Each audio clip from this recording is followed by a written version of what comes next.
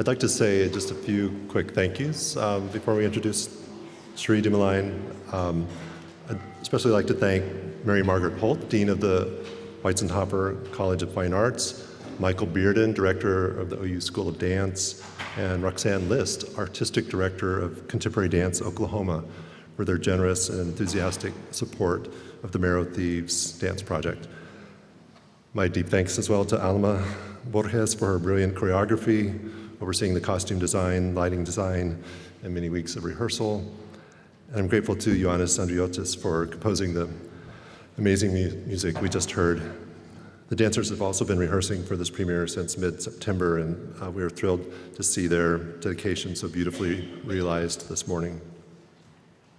As many of you have seen, we also have Green Feather books on hand this morning, so if you'd like to get a book by Cherie or one of the other participating writers, after the keynote, there'll be your last best chance to get a book and get it signed this morning. Next, I'd like to introduce the 2025 winner of the NSK Neustadt Prize for Children's and Young Adult Literature, Cherie Dimaline.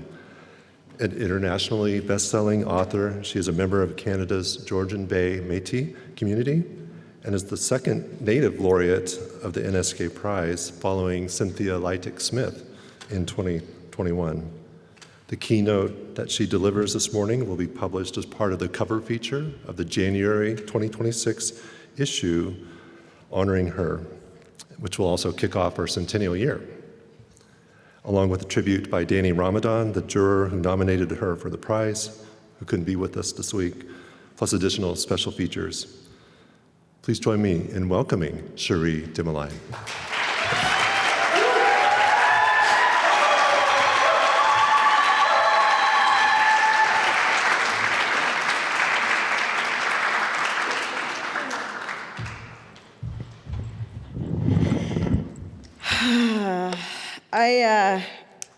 I'm a little angry at Daniel, even though he's a lovely chap. Who plans a speech after that dance? Like, first of all, I'm a complete mess. I cried through the entire thing. I'm a monster. I'm happy to see the camera here. And also, just like, how do you follow that up? So I need to apologize. I fell asleep last night, which I never do. I'm usually up all hours, but there's just so much excitement and so much stuff going on. My body was like, not today, Satan, you're going to sleep. So here I am with my laptop. I didn't print my keynote. Also, I forgot to plug it in, so we are in a race against time, friends. So I need to really just such a huge thank you to the OU School of Dance under Alma's direction. You know, thank you for bringing to life a story that is at its heart and core about life. And I want to thank them for understanding that the ways in which we persist and succeed by our own measure of what persistence is and what success is. I feel overwhelmed in the best possible way. It's a memory that I'm definitely going to keep with me. And I love to hear Alma talk about the breath, because when I was writing The Marrow Thieves, breath was incredibly important because I needed you to love our kids, and I needed you to run with them. And so to do that, when I was writing, when they were running, you'll notice there's a heartbeat throughout it, and it gets quicker the faster they have to go. And in moments when they find joy in each other and in the trees and in their dreams, it slows down. And it's all about the breath. And I wanted you to read it and feel it and breathe it in and do anything and everything to hold on to those kids, because that's what we do, what we've done, and what we will continue to do. I always begin by saying that I don't represent the Indigenous community because they don't need me to represent them. And also because we're made up of hundreds of specific communities, right? No one person could ever represent all the diverse and intricate beauty of that collective. There's a brilliant community members here in this room who don't need me to come in from my territory, and speak on their behalf. So I'm not representing a community, I am from a community, and I am in service to the original people who welcome me here, and I am in service to our shared grandmothers, and only here by their gracious welcome. And I spoke about this the other night, but I'll repeat it now because it's the best way I know how to introduce myself. And to know, I know that there's new people here. I come from a very small and sometimes misunderstood community on the Georgian Bay in what is now known as Ontario, in the country that is currently called Canada. I come from generations of half-breeds. I know that word can be problematic, but as my ancestors signed our petitions to the government for nationhood as half-breeds, we hold it in a place of honor. We are Anishinaabe, which is Ojibwe and French, and we have our own language, our own ceremony, our own ways of hunting and harvesting, and we have our own stories. And we've been relocated several times. My Pear's family, my grandpa's family, comes from the Red River, but my mare's family, my grandmother, they started on Mackinac Island. They were moved to Drummond Island, and when the imaginary border line was drawn, and Michigan ended up with Drummond Island, the Americans said, that's fine, we'll accept that. We'll take the island, but we don't want the Indians. So my family, a couple generations ago, got on their boats and ended up in Anishinaabe territory in a place called Penetanguishene, which is Anishinaabe-Moan. It means land of the rolling white sands. So obviously it's a very beautiful, by its name you can see that it's a really incredible place, which means that we're about an hour from the city of Toronto. The cottagers really loved it. And we're not people who signed a treaty.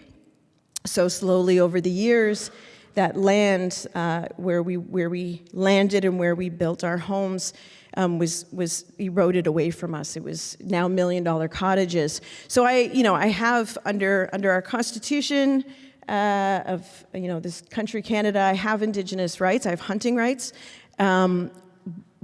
But if I was going to hunt in my traditional territory, I think the best I could do is maybe a Pomeranian that a banker brought up, which I would never do, guys. Dogs are great. And it's difficult because we've long been a fishing people, and a lot of our customs have to do with the water, the Great Lakes, and Lake Huron in particular. The bones of my grandmothers are in Lake Huron, and it's when I was little where I would go. My grandma, my mare, and her sisters would take me there on Easter Sunday, because if you stand in the water on Easter Sunday, right when the sun hits the horizon line, the water will warm up, and that's when you scoop it up and you take it for your ceremonies for the rest of the year. And my grandmother used to explain that when you're being moved, often without care and often without notice, you have two hands to take everything that's important to you. One hand is for the young people, right? That's your future and your hope. And the other hand is for your old people. That's your past and your experience and everything else that you need to know about who you are, where you've been, and who you need to be. You pack inside of a story. Because when your hands are holding your past and your future, your story can be carried in your chest, right? Under your ribs. That's what ribs are for. They keep your stories safe. So I'm lucky enough to be a storyteller that comes from storytellers, from a community who the government refused to deal with until we took them to their own Supreme Court and won, but who continue to be largely regarded as invisible. And we're okay with that. We like being scoundrels and underdogs. So I want to share a quote from a Scientific American article on sending messages into space that absolutely intrigued me. Maybe not in their method, I'm not a big space guy, but in the intent. So this is about an event that took place in November 1974, which was the first ever interstellar transmission sent from humankind into the far reaches of space, which now that I say it out loud is like, can you imagine the deluded confidence that we have as humans? That we're like, you know what? Everyone in the galaxy and beyond should hear from us. We have real important things to say. So the article says, astronomers had already started eavesdropping on the heavens, hopefully awaiting murmurs from beyond that would break our seeming cosmic solitude. But this was something different, an intentional summons, perhaps an invitation for communion with hypothetical beings among the stars. Sent using a powerful radio transmitter at the Arecibo Observatory in Puerto Rico, it signaled the start of an age that is still unfolding, in which our rapidly changing technological civilization confronts an uncertain fate beneath a silent sky and grapples with how to present itself. And I would argue that for all time, in all art forms, our civilization has confronted an uncertain fate beneath the silent sky, grappling with how to present ourselves. And one of the ways that we perform this kind of anxiety and this wonder is through art, literature, sculpture, dance. I think that all acts of creative generation are inherently hopeful. And I mean, I write dystopian fiction, so that's saying something. It means that I take the worst possible outcome, the most tragic version of the world that I can imagine, and then I set a story in it. And it's hopeful. It reminds us that even at the end of the world, there are still worlds worth fighting for. The creation of art through the centuries and looking into the future is an act of courageous hope, because the first thing it assumes is that there will be a future. There will be someone there to receive it. And that whoever is there consuming it, being changed or inspired, will allow us, through our mediums, into their lives and world. And I was speaking to my teacher, my mentor. I've talked about her a lot this week, Lee Miracles, from the Stolo Nation in what's now called British Columbia.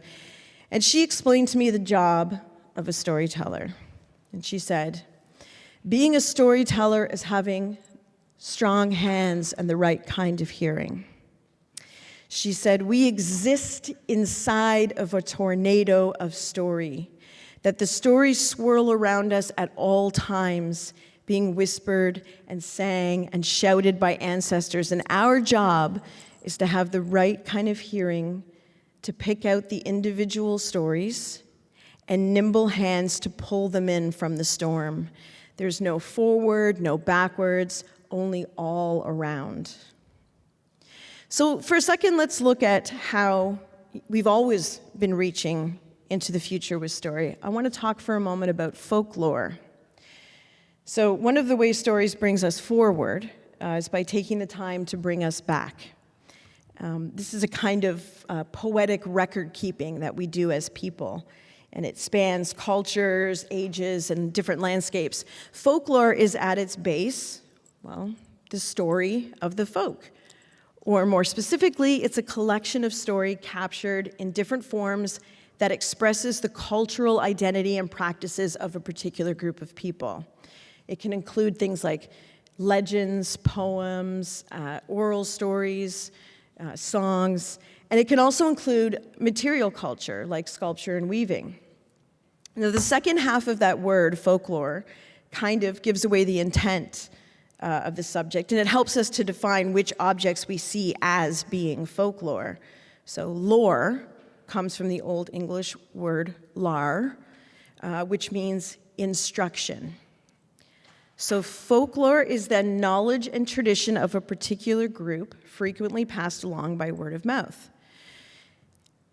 And in order to feel the need to present that clarity and that instruction on culture, there's again the assumption of cultural survival and the belief in the value of your culture to say, this is something I need to send forward.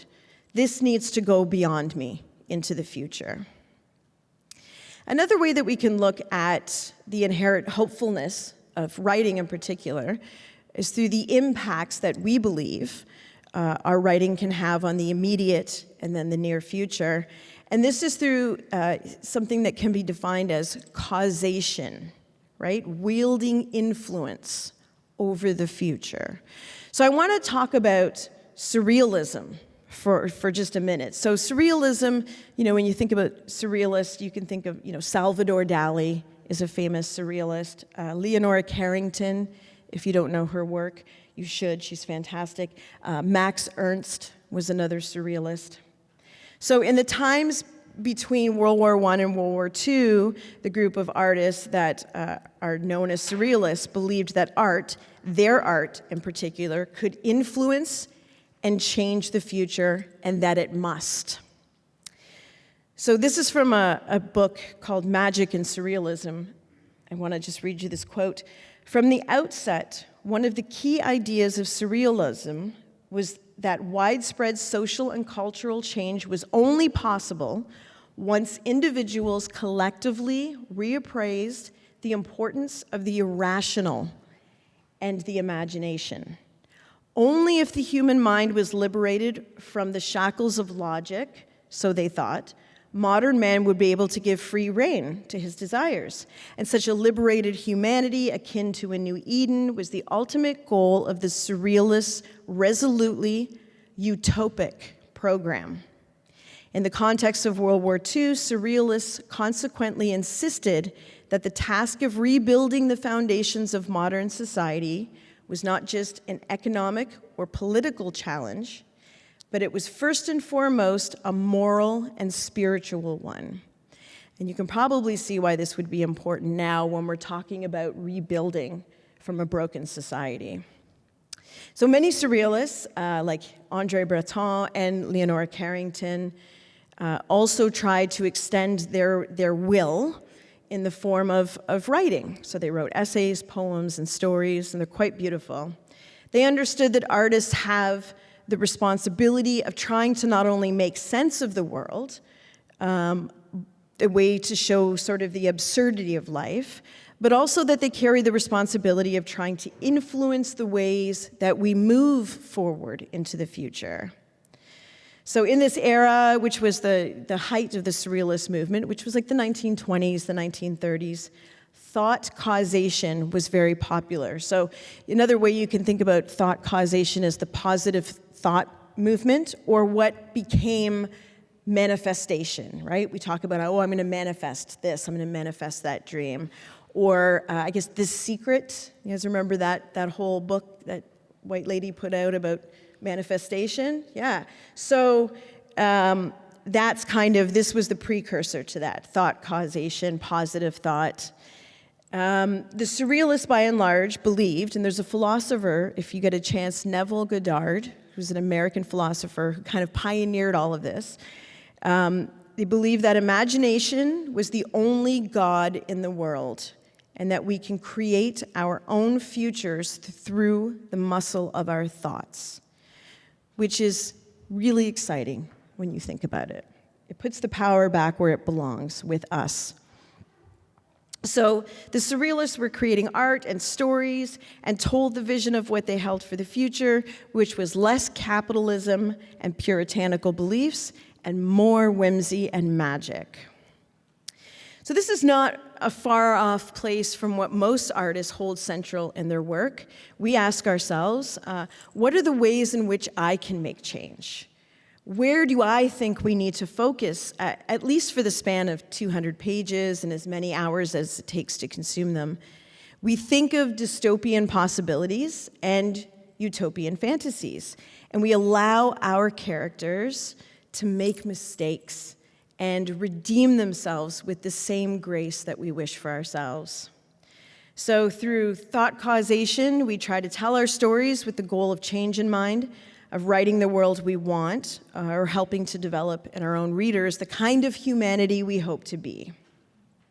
So I was reading this article about science fiction as a genre, and the authors were hypothesizing that the genre is important for a few reasons, and they noted it considers worlds which are logically possible, Science fiction can be used to explore our place in the universe and to consider fundamental philosophical questions about the nature of reality and the mind. As a side note, I have to tell you that it's lovely to read all of these articles, but for the most part, I mean, the science fiction writers that I know are just fun. Like, they're just having fun, but also they're considering the, fundamental philosophical questions about the nature of reality, which I suppose the two can be true at the same time. In the article, they state, science fiction is the only genre that depicts how society could function differently, and I have to take objection with that point. Because I would say, politely but firmly, that any non-dominant narrative, or what people like to call, quote-unquote, diverse stories, depict how Western society could and should function differently, not just through science fiction, because we've lived those lives, we have those teachings. So this is the first step towards progress, as it allows us to imagine the future we want and consider the ways to work towards it. It also makes us aware of futures we wish to avoid and helps us to prevent them. And the article says, because technology is progressing so fast that it is changing society, it leads to unprecedented moral dilemmas and scientific challenges. So this means that science fiction is more important now than ever. But this leads us to the third way that we can and should address the future, and this one is more direct. This is as warning, right? And so this is where we take the turn into speculative fiction, something that I've written. So if we think about speculative fiction, we can think about, of course, George Orwell's 1984. I would recommend Octavia Butler's Kindred as sort of the key text. But you can also think of more recent, more commercial works like The Hunger Games or the television series The Last of Us, right? This is speculative fiction. So the book, The Marrow Thieves, is speculative fiction, although it was also crafted out of a need to both record keep and the past, and to craft a future through putting down my thoughts into word, a bit of causation, which was not a terrible future, but was the idea of a future with Indigenous people, a future with Indigenous people as central, and a future that thrives and survives on Indigenous knowledge, with Indigenous people still holding on to that knowledge. So there's a piece in Masterclass. There's that website, Masterclass. You can give someone, probably $2,000, and they'll be like, you can listen to smart people talk, which I've been tempted to do a lot. But they have a website, and they talk to Margaret Atwood, and this is from that site. Margaret Atwood defines speculative fiction as literature that deals with possibilities in a society which have not yet been enacted but are latent.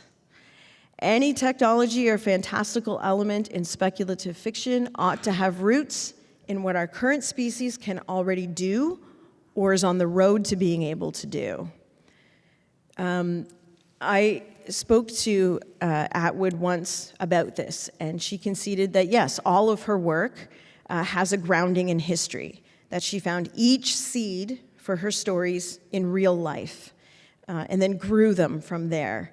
So she provides her own nutrients for that growth, like scientific and psychological studies, and she would provide her own sort of climate for those seeds, particularly moving forward from a moment in time, while also keeping in mind the known progression of how we move as a species. No one could ever, I hope, look at something like The Handmaid's Tale as anything but a stark and terrifying warning of staying the course. Now, there are amazing examples of speculative fiction as warning on history in the Indigenous literary canon, and I'll just give you a few. One is Wabagijik Rice's Moon of the Crusted Snow, and of course, Future Home of the Living God by the incredible Louise Erdrich.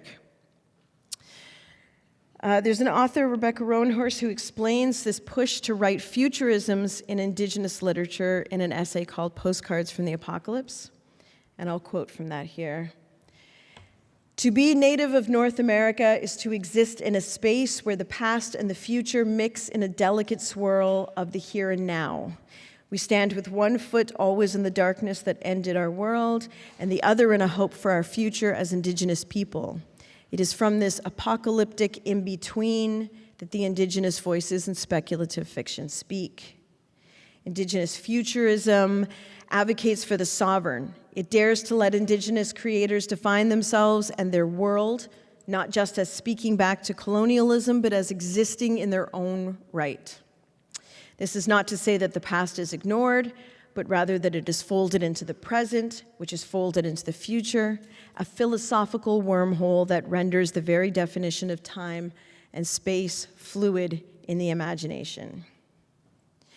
I know that sometimes it's difficult to feel optimistic about the world right now. I talk to many young people who don't really see a bright future ahead for the planet.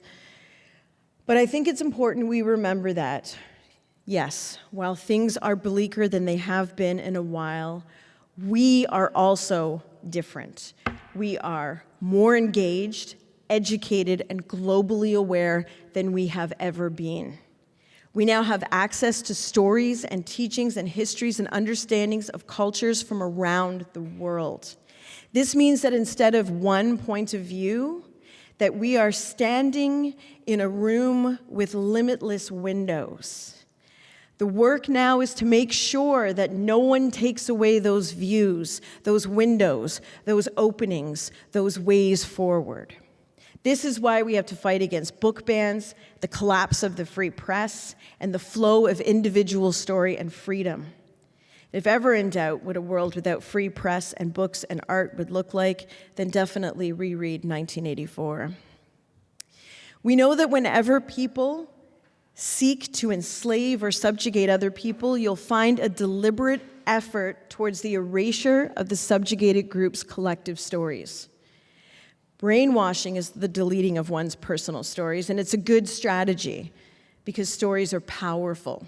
Stories are survival, in particular for communities and people who seek to rebuild and persevere.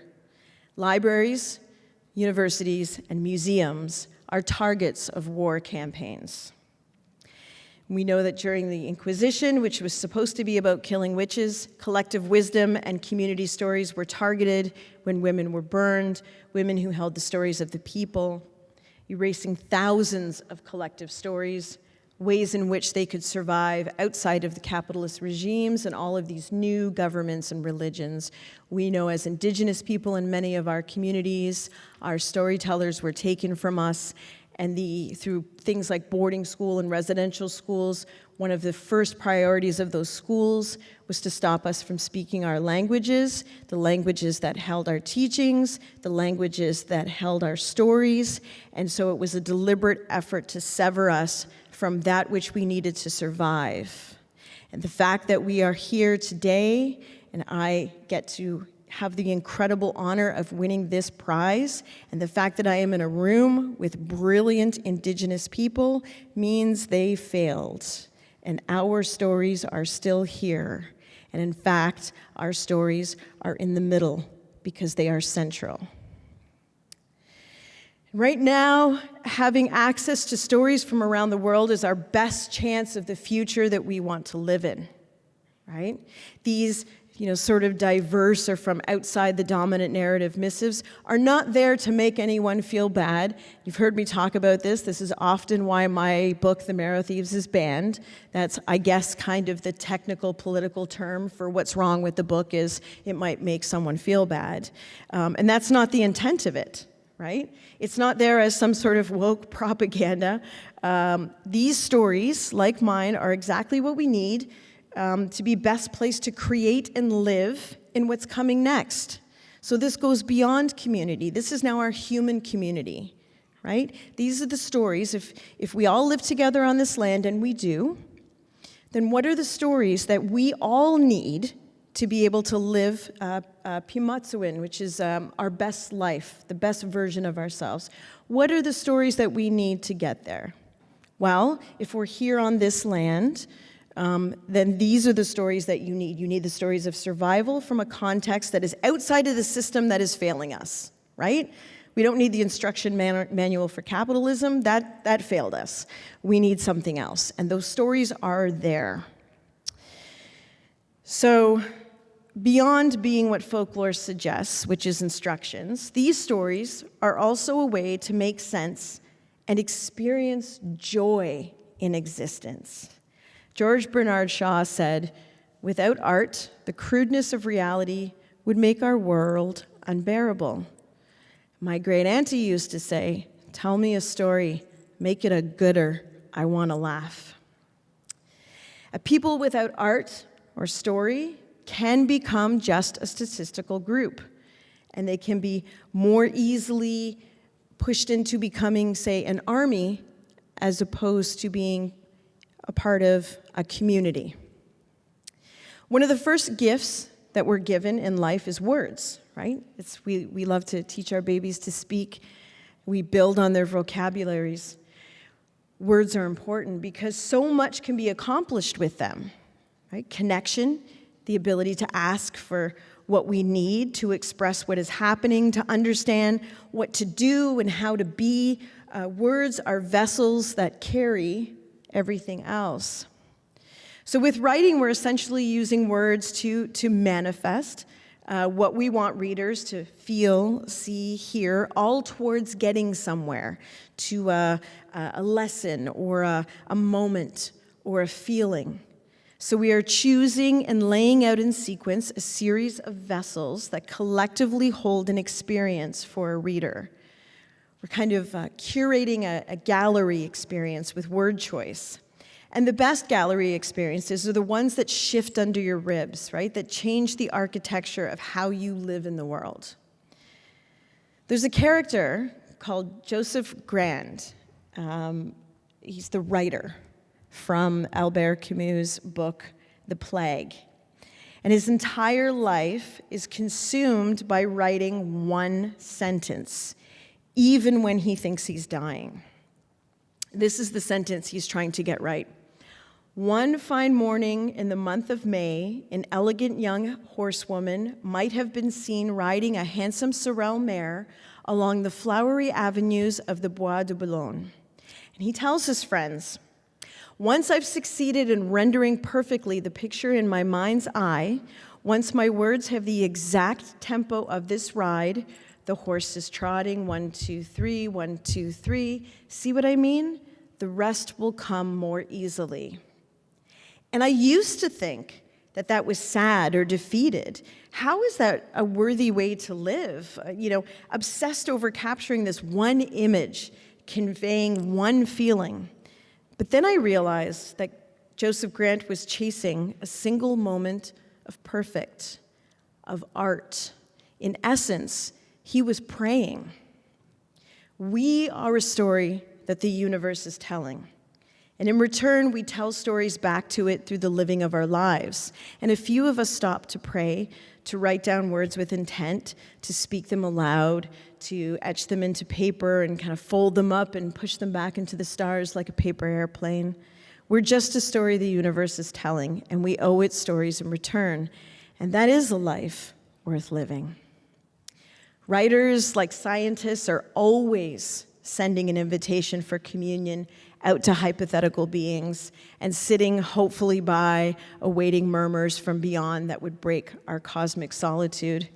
We are all grappling with how to present ourselves under silent skies.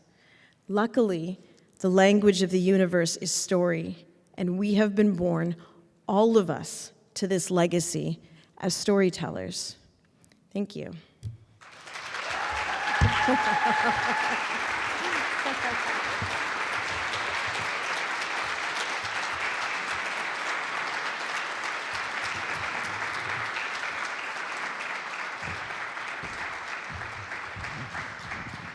Not on. Oh, thank you so much. Will you take a few questions from people? I'm going to sit down. Okay. Yeah.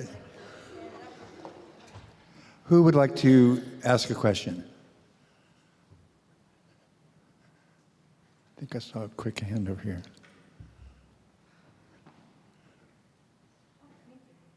I need an icebreaker. Somebody ask. Hi, I was just wondering, what does your writing process look like?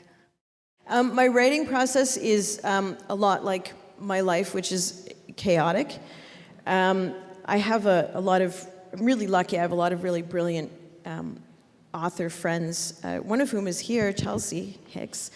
And they have really incredible, very fancy writing processes. Like my friend Eden Robinson shared a picture of her office once, and this woman had calendars on her wall from the year that she was writing in so that she could accurately say if it's the 23rd, it's a Wednesday, and she knew that for a fact. She had color-coded for every person, and I was like, thank you for making me feel terrible. What happens is I think I always have 4 or 5 projects on the go, and that's just how my ADHD has turned into a superpower. It never used to be. And so what I try and do is I have different notebooks for each project, because what was happening was I was starting to just write things in one book, and then I could never find it again. I'd be like, I know I have that note. I know I came up with an answer for this. And then, good luck. It's out there in the ether somewhere. So I try and write every day. If I don't, I definitely feel it the next day, that I've left some unresolved issues. But if I don't write, I'm absolutely reading. And then when a story arrives, it is very chaotic. I kind of lock myself in my office, and sometimes, I'll forget to eat. Someone will show up at my door and slide food under, I'm in solitary, which I kind of am, I guess. And then when it's done, if I do it properly, there's a moment where I've completely forgotten what I wrote. There's that moment of being pulled out of something, and you're kind of sitting there bewildered and hungry because you haven't eaten in a week, and then you come back to that story, and it's like you're reading something for the first time. That's when I know I have something. Then, of course, comes the process of rewriting, which happened with the Marrow Thieves. It came out at once, and it came from I talk about this. It came from a place of anger. I was angry about the way that Canada was talking about residential schools. I sort of came out of that, read it, and it was like it had happened for the first time. I have no memory of writing the ending, actually, to this day.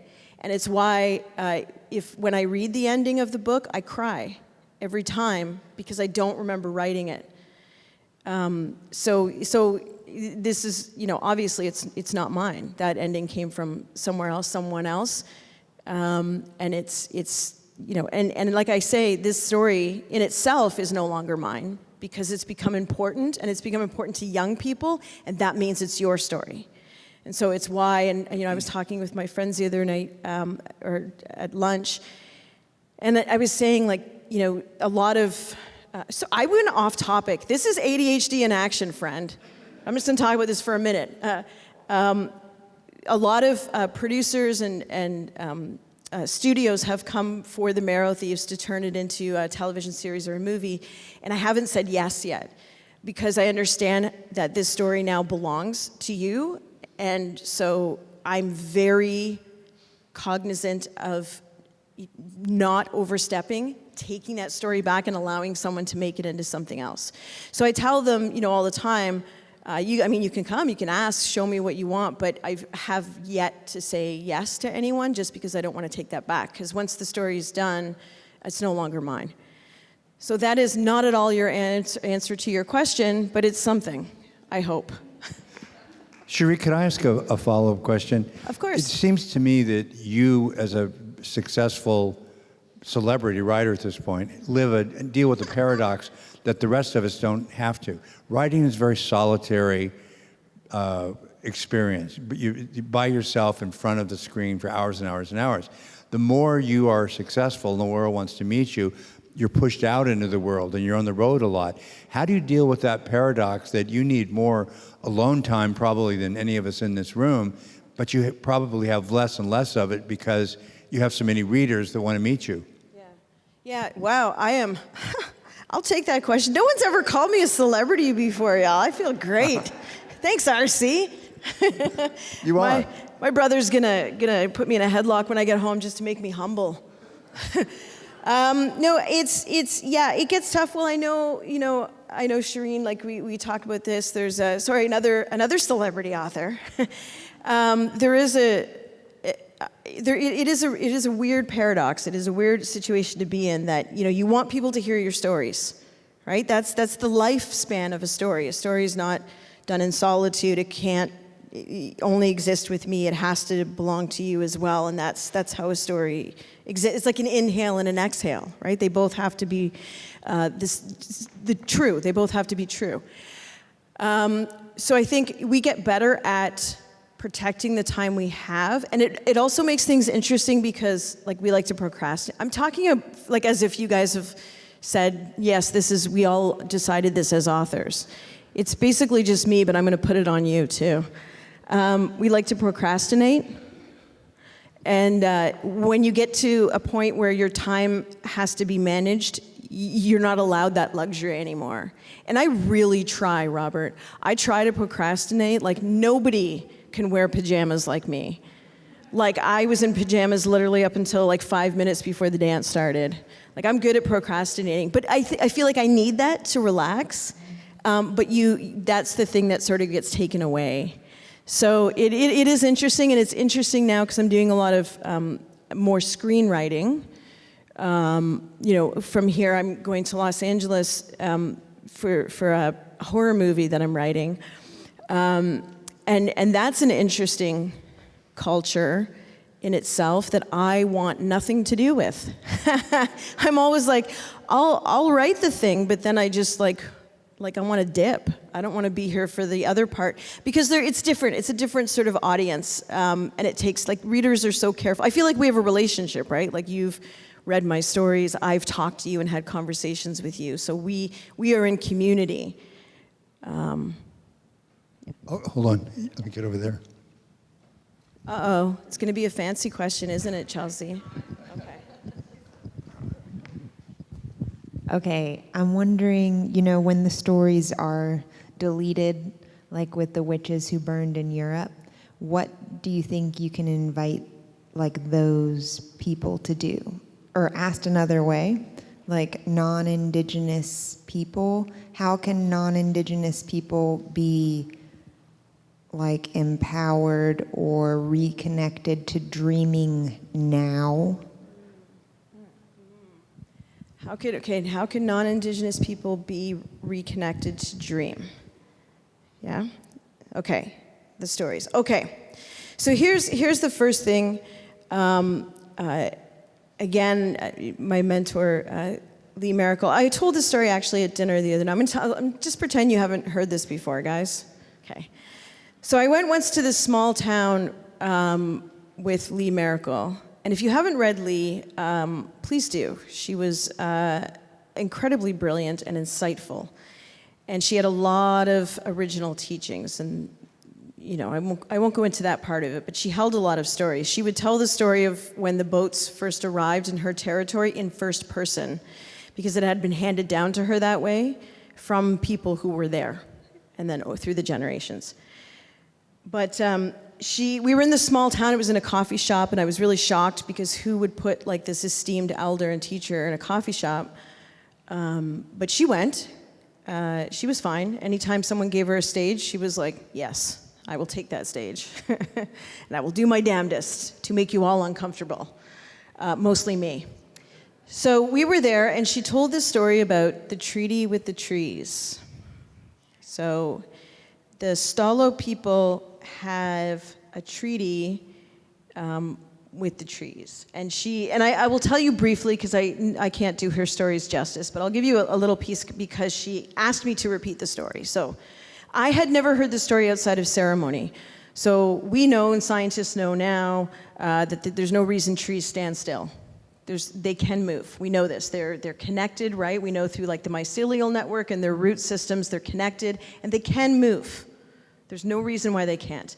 The story is that the trees saw that things were coming, that new germs were going to be introduced, and that the people would die. And so the trees came together with the Stalo people, the original people, and they said, listen, change is coming, these new germs are coming, and you're not going to be okay. And if you're not okay, we're not going to be okay. So here's what we're going to do. We're going to be in treaty with each other, and we're going to take those germs, and we're going to hold them in our roots, deep in the ground, away from you, and we will no longer move. And in return, you have to promise to make sure that they don't cut us down. And when that treaty was broken, when the trees started to be clear-cut, we know through our Western scientists that all of these ancient germs were released. We hear about the plague coming out of the permafrost now, right? This is not mythology, this is science, and we hold science in our stories. And she told that story in this little coffee shop in this small town, and I was shocked because I had never heard it outside of ceremony. And she said to me, we spent a lot of years huddling with each other, holding on to each other, whispering, shouting, singing our stories to each other. Don't forget, don't forget, don't forget. And we huddled like that for safety. And then we survived. Yeah, we did it. She said, I think some of us have forgotten that we can pull out of the huddle and that we need to turn and shout our stories in all directions. Because we did it. We kept them safe. We remembered them. And now we need to tell other people, because we can't expect people to do better if they don't have the stories that we know are what they need to survive. And who am I to argue with my auntie, the ferocious Lee Maracle? But I understood what she was saying. So I think this is the thing. I think we need access. We have access to stories, but they cannot be extractive, because extracting stories goes against the nature of those stories. It's like trying to put lightning in a bottle, right? You can't do it. It's like trying to like codify breath in a windstorm. Like it can't be done. Like if you have a story, you have access to that story, you treat it as a living ceremonial thing. Because as soon as you try and hold it and it's yours and you rename it and you put it into your own terms and you take it from where it lives, it dies. It does you no good. Because by the very nature of extraction, you have changed what that story is. So it's about, well, I would say it's about having the right kind of hearing and the right kind of hands, right? To be able to hear the narratives from where they come from, and the right kind of hands to remain empty, as in you don't grab it or hold it, and it's still yours, right? You have to trust in that. Trust in yourself to hold those stories in a good way, which means not pulling it into something else, somewhere where it can't live. I think we have time for one more question. I want to leave a little bit of time in case you want to get a book and you would like Cherie to sign it.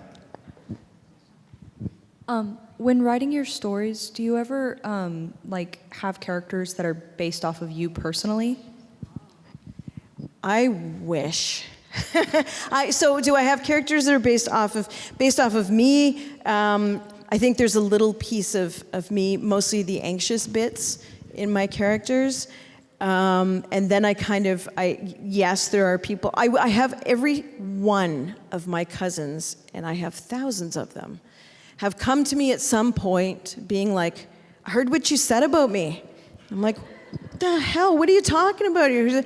Everyone thinks like, that's me. I know that's me, that guy with the mullet and the Camaro. And I'm like, first of all, you don't have a Camaro, and your mullet is not that cool. It's about my other cousin, Randy. But, there's obviously pieces of everyone I know, because you just can't help that.